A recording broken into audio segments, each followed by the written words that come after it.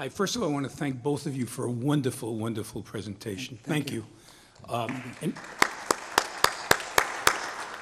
Informative, balanced, really, really, and in this world in which Hasbara becomes so important and so pervasive, separating out between those factors which are specifically Arab-specific and those that affect workers on the West Bank or in Israel and workers in Toledo, part of the globalization. I have several very, very brief things I'm asking for comments. First of all, could you bring in the political process a bit? I know you're economists and business people. You mentioned that 20% of the Israeli population is Arab. That means that 20% of the Knesset, the parliament, should be Arab, because Arab Israelis do have the right to vote. Yet there are only 5 ministers rather than 24 or 20, 5 members of the Knesset rather than 24, 25. How does that get changed? An Arab bloc of, Israeli bloc of 24, 25 members of the Knesset is the third largest bloc in the Knesset and would be extremely powerful.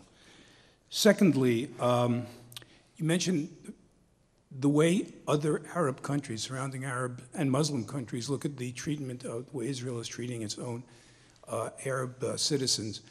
I think history shows a distressing lack of interest among the surrounding Arab populations for the Palestinians. In fact, almost a negative, that so long as the Arab Israelis are not integrated and are second-class citizens, there's a weapon to use against Israel. How can that be changed? And finally, I know you were going to be talking about Israel only. Can you talk a little bit about the West Bank? Because substantial changes have been made there in the past year or two, or even more, where policy has changed, and the GDP in the West Bank is up 9% in the past year, which is higher than the increase in Israel, which in a world economy that's a crisis, that's absolutely remarkable. Some of your ideas, I think, have been implemented there. And can you might as well talk about your success stories as well as the problems. Again, thank you. Thank you, Ira. The two questions separated between economics and politics, and I'm not sure in Europe this would have been legitimate, because in Europe they do understand that economy is always political economy. We are not a political organization, we are not a partisan organization, therefore we try to distance ourselves to the extent possible from political question. I have wonderful political explanation and great solutions to almost any problem you're going to raise, but that will require a totally different symposium, different context.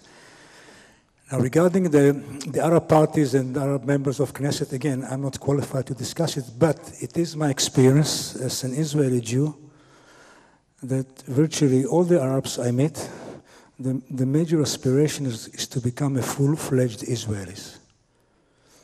The separatist tendencies are not very strong. Therefore, that's why I think that the potential to succeed in whatever we're trying to do is big.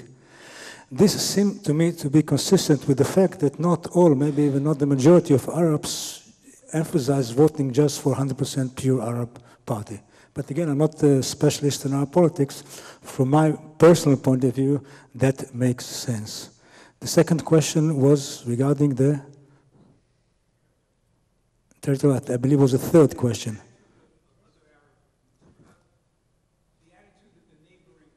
The attitude of the neighboring countries, yes. You said that it's your impression that the Arabs really don't care much about Israeli Arabs or the Palestinians. And you say, how is this consistent with my perception that the way we treat Arabs is important to them? And I would dare to say that probably you're correct and I'm correct as well. Because I think that they look at us not because again, and I'm not familiar with their attitudes toward Israeli Arabs, and it's a double view. They look this way, that way. But they're Arabs, and they say the Israelis, the Jews, have their own Arabs. So it's important for them, the way I understand it, I've learned, that to see how the Jews in Israel, the Israelis, treat Arabs, not because they want the Israeli Arabs, necessarily the situation of the Israeli Arabs to improve, but if Israel doesn't treat the Arabs as equal, doesn't treat the Arabs as equal to the Jews, doesn't give them full right, that creates fear, not for the future of Israeli Arabs, but to the way that Israel may treat them in the future. Therefore, I don't think Israel will be accepted in the region in the long term unless the Arabs will feel extremely comfortable with us. And that's part of why I'm doing whatever I'm doing. Now, regarding the West Bank, most of our activities are in Israel proper. We've done a few projects in the West Bank trying to leverage our know-how of working with women entrepreneurs, with management training, with Israeli Arabs to the West Bank, and some of them were pretty successful. After the second Intifada, Israelis were prevented by law and administrative orders not to enter the West Bank, therefore we stopped there. I'm not a specialist on the situation in the West Bank. I recall a very moving moment after the first Intifada when Hilmi and I went to Daheshe. Daheshe is a refugee camp between Bethlehem and Hebron. Being like me, an Israeli Jew, grew up in Tel Aviv, I know the name Daheshe from security events, from throwing stones, from attacking Israeli security forces, and so forth. After the Oslo Accords, we went there on behalf of the center, and we met the camp leaders.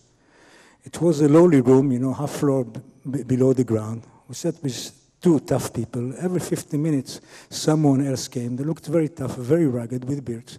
When we asked, they were previous terrorists, veterans of prisons for many years.